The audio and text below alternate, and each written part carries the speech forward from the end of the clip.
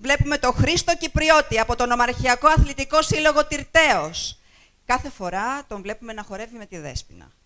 Σήμερα όμως θα τον δείτε πρώτη φορά να χορεύει με την κόρη του. Χορεύουν Χρήστος Κυπριώτης και Αλεξία Κυπριώτη. Χορογραφία Δέσποινα Κουκλάκη.